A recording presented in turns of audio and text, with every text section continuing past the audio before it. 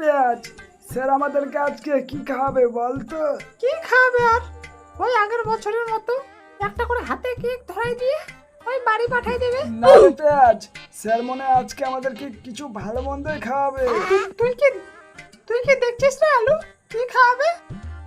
না রে পেপে, কালকে স্যার ফোনে কথা বলার সময় আমি শুনছি স্যার আজকে 5 কিলো মাংস নেবে।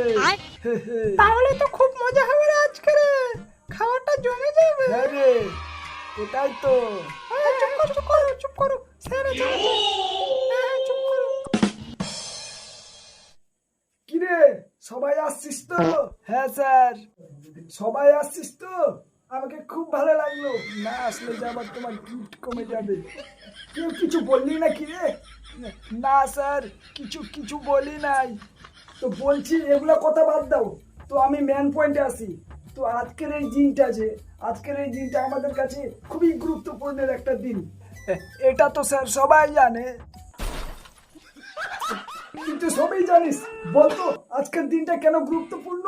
কি স্যার, এই কথাটা শুনে শুনে প্রত্যেক বছরে এই কথাটা আমার কানে বাজে, একবারে মুখস্থ হয়ে গেছে।